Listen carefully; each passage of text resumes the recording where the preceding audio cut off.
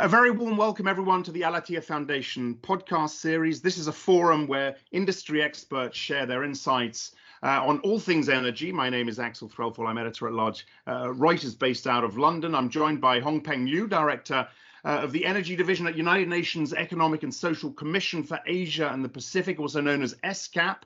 We're going to discuss the pathway to the UN Sustainable Development Goal 7, more commonly known as SDG 7. Its aim is to ensure access to affordable, reliable, sustainable and modern energy for all. Hongpeng, a very warm welcome. Nice to see you today. As a context setter, I want to start with a very important meeting that's going to take place, a high-level dialogue at the end of September on energy at the United Nations.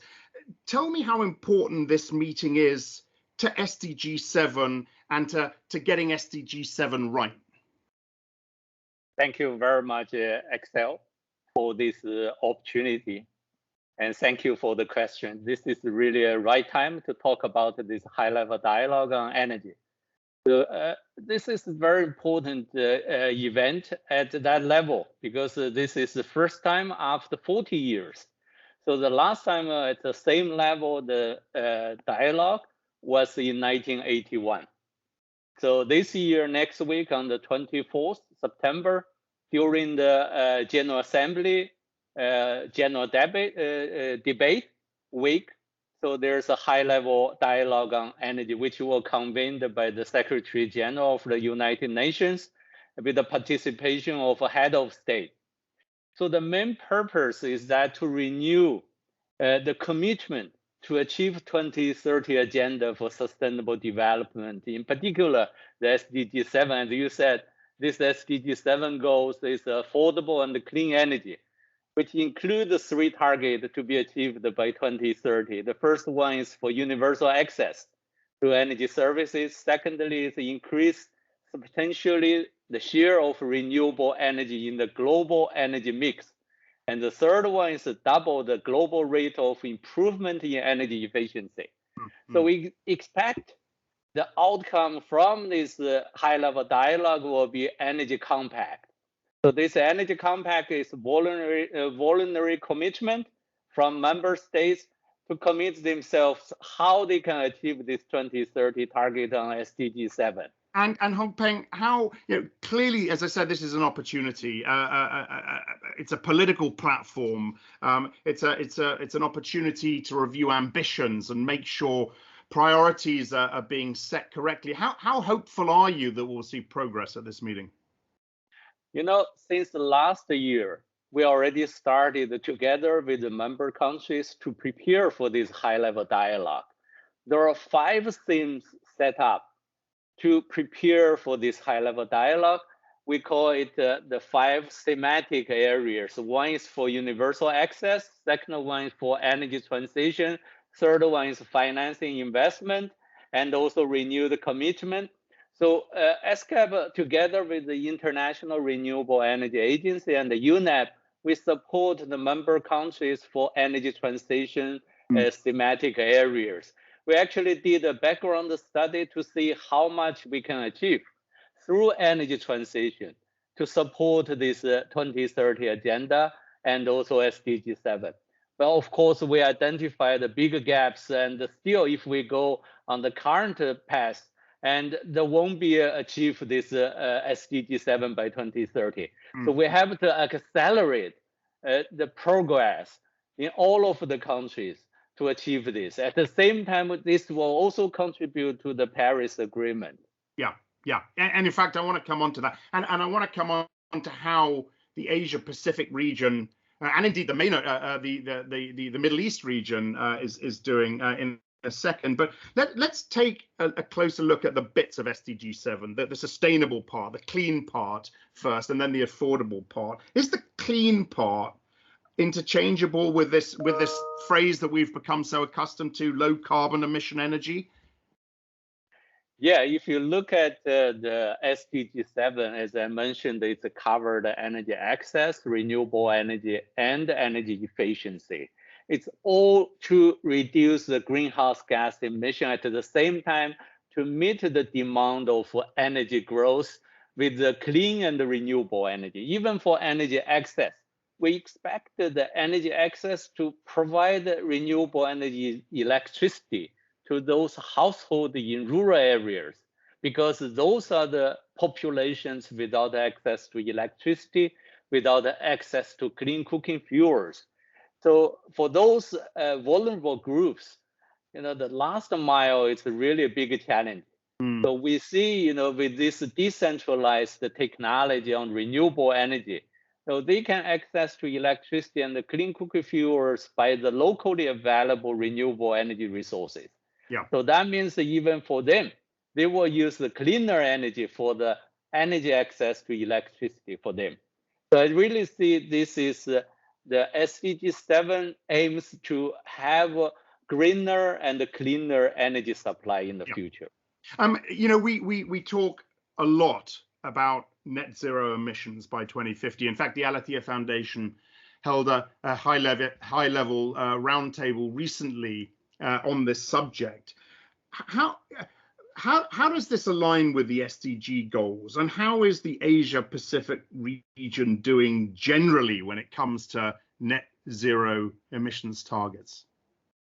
So if I come back, with this, the history of SDG 7 and the Paris Agreement, if you look at 2015, both of these important kind of international commitment agreed by the members in 2015. So in January 2015, the General Assembly began the negotiations for the new agenda, the development agenda for post-2015. So that came up as a 2030 agenda for sustainable development with the 17 sustainable development goals. And also this kind of goals was adopted by the members at the Sustainable Development Summit in September 2015. And then the Paris Agreement was adopted in December 2015. So this is really correlated with the commitment from government, from member countries to continue this kind of sustainable path through energy transition to achieve the reduction of greenhouse gas emissions, and at the same time to meet the demand of energy supply. And I really see this is interchangeable, between this Paris Agreement target and also this SDG 7 target. But there's also a large number of SDGs related to Paris Agreement, not only SDG 7. If you look at the SDG 15, life on land, that's also related to adaptation of the climate change. And also the SDG 2 is zero hunger. That's mainly, how you meet the demand from those vulnerable groups to provide the energy supply for their daily life, to release, to alleviate their poverty. So of course there are gaps between these two, but still you can see reinforced each other from the SDGs and the Paris Agreement. Yeah. Let's another critical piece of this is affordability, of course, and we talk often about public sector support and private sector support. Can you just explain to our audience the issue, the difficulty of squaring affordability with low emission solutions? Should we be holding low emission solutions up as the affordable solution now? Yeah, that's a very good question. It's one side you have to meet the demand. On the other side, how can you meet the demand with cleaner and affordable energy, sustainable energy? So we all know there are good and reliable clean and low carbon technologies, but why it is moving slowly than expected now? If you look at globally, affordability is the main issues to consider. How you can just think about the cost of these technologies, at the same time the market price. For more and more countries now start thinking to how to develop a kind of a policy framework and to minimize this kind of challenges, especially to set up a price for carbon. At the same time, to also develop a market-based instrument. If you look at, to reduce the subsidies for fossil fuels, because the fossil fuel, the conventional energy is cheaper because they have some subsidies. So if you look at the renewables, if the subsidy is reduced from the fossil fuels, at the same time, if you calculate, internalize the cost of externalities of fossil fuels, for example, the damage to the environment, that will increase the cost of fossil fuels. So renewable energy will be more competitive. Yep. At the same time, because the market grows, the cost for renewable energy is declining. For the last 10 years, the solar PV, solar photovoltaic, decreased almost 85 to 90% of the cost for the same kilowatt in 10 years. So that's really, you see the declining of the cost. At the same time, if we have a proper market mechanism, yes, that will increase the competitiveness of renewables and the clean kind of technology solutions. What is ESCAP's general take on carbon pricing and on this the increased offsetting we're seeing by some of the big companies and countries as we move forward? Clearly, the environmental people, the trackers, frown a little bit on this idea of too much offsetting. Where does ESCAP stand on this? From ESCAP, we are part of the UN Secretariat based in Bangkok. For we serve the Asia Pacific region. So for Asia Pacific, this is the largest region if you compare to others. We also have a sister commission in Middle East, based in Beirut, Lebanon, for to provide services and support for intergovernmental process. But for Asia and the Pacific, I really think we have a great potential because this is a region to contribute to 1/3 of the world GDP. And we also have this kind of potential, to reduce the large scale of global greenhouse gas emission, because now there are over 50% of the greenhouse gas emission is from this region. Yeah. But as you said, how we just think about offset for private sector, as an intergovernmental platform, we actually invite all the key stakeholders from member states, from private sector, NGOs, to share about the innovative options. So that is where we can provide support and for them to discuss what is the best practices. We even bring the European stakeholders to join us to share their good practices. In Europe, they started this carbon market. There are a lot of good practices that could be also applied in Asia. And also in Asia, we also have the emerging economies like China. Early this year, they started their carbon market, carbon trading initiative. Now this is the largest single carbon market in the world. But although it's just started from this year, but it's set up a very good kind of framework, which will be probably scaled up very soon and to play a role. But at the same time, a lot of private sector also pay much attention what will be the future kind of potential through this kind of carbon offsetting. What are the new business opportunities for them? Yeah. So I really think that brings the opportunities to address this kind of challenges. It's a political question, this one, Hongpeng, and I apologize for putting you on the spot, but are you impressed with what you're seeing from China, seeing and hearing from China in terms of net zero targets, 2030 targets, 2060 targets, peak emissions targets? Are you impressed? This is a very good question and also difficult question. But if you look at the regional level, now in Asia and Pacific, we have China, Japan, and Korea. These three major economies already committed for carbon neutral by middle of the century. China is for 2060. The other two is by 2050. This is really at the top level to commit for carbon neutral. And I really see this will be a good example for other countries to follow. But of course, a different country has different conditions. They really need to develop the policies in the context of their own country's conditions. They have to balance the environmental, social, and economic development, and the three pillars. They have to balance their long-term development at the same time to think about how to achieve these climate goals. I see the positive side, but I also see this is not an easy target. And this is a mission possible, but it needs a lot of effort and need a lot of the whole sector, the whole country, not only for energy sector. Of course, the energy sector will play a major role, but there are other sectors, the transport and the industrial sector, even agricultural sector, well, should join together to achieve these goals. A couple more things, Hongpeng, and related to the China question and indeed the Asia Pacific region, and that is the dependence on fossil fuels. I mean, I was chatting with one of our correspondents in China the other day, an environmental correspondent, who has seen a number of coal plants popping up. They continue to pop up in China, despite caps being put on this sort of thing.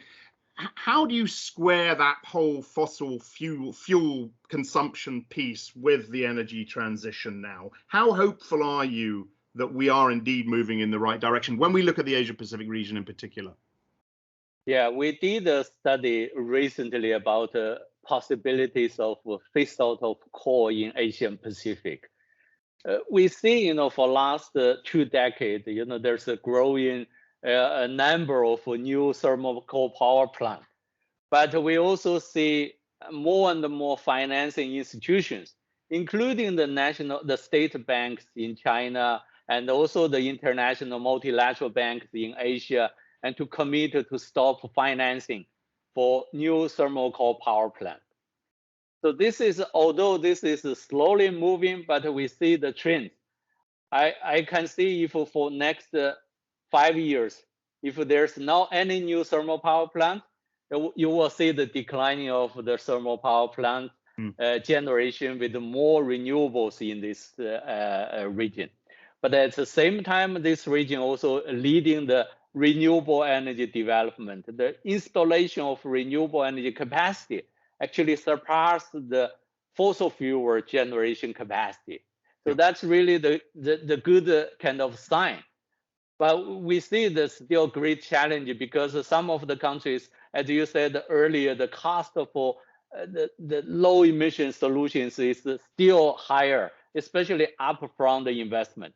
But for those countries, how can you just meet that? They really need the government policies on one side to give this kind of a favorable support for cleaner and lower emission kind of solutions. On the other side, actually to control, to reduce, and even to eliminate the investment from government to thermal power plant.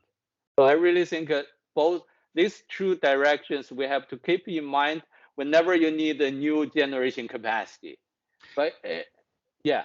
Yeah, sorry to interrupt, Hongpeng. I just got to wary on the time. I want to finish up with a broad question that encompasses also how you have dealt with the pandemic, how the pandemic has impacted your work. As we approach this high-level dialogue on energy at summit level, is the pandemic seen more as an opportunity for those in your space working in this environmental space, or is it seen more a challenge as some countries revert to old bad habits? If you look at the outbreak last year, there was a great impact for this region because this started from this region. And even for ourselves, we have to postpone, cancel all our meetings and activities at the regional level. But after a few months, at least people used to this situation. And also, if you look at one of the positive side of the outbreak is to bring down the greenhouse gas emissions in this region, largely because the slowdown of economic activities, especially the transport sector, and also even the private kind of industries stopped. So there are a lot of positive side, but the negative part is, the economy is really slowed down, and a lot of vulnerable groups lost their jobs. So at the same time, this COVID-19 pandemic amplified the vulnerabilities, especially for poor and other marginalized group. We have those countries in Asia Pacific we call the LDCs, LDCs, the least developed countries, yep. And the landlocked developed countries, even small island countries. They are really, have this kind of exposed to higher frequency and intensity of natural disasters in addition to this pandemic. So that's really threatening for their economy. But I see also the opportunities. If you talk about this recovery from this pandemic, many countries already developed or announced or developed their recovery package with the stimulus, instrument that's covered their economy recovery. At the same time, they emphasize the greener recovery. That's really a good opportunity, create a more efficient and effective kind of regional supply chains and also trade investment coordinations. I really think that opportunity, we have to grasp opportunities at the moment. More and more countries should follow this greener recovery, building back better. Yeah. Are you more, very, very quickly, are you more optimistic now than you were 2 years ago? Of course, yeah, I really see this is a great potential because more and more people realize, the 2030 agenda, the SDGs will have a great impact. And also they see there's a potential for their sustainable development. And also more and more investment go to the greener and also sustainable investment project. So I'm more optimistic, for this kind of future development from now, especially with this recovery of the COVID-19. Very good. Hongpeng, I've got to stop it there. It's been fascinating. Many, many thanks. Hongpeng Liu, head of or director of the energy division at ESCAP, part of the United Nations, of course. I'd like to remind all listeners to please visit the Foundation's website, www.abhafoundation.org. That's abhafoundation.org for the latest reports. You can also follow the Foundation on Twitter at Al-Attiyah FNDN. Do watch this space for the next in the series of podcasts. Hongpeng, again, many thanks to you. I'm Axel Threlfall. We'll see you next time.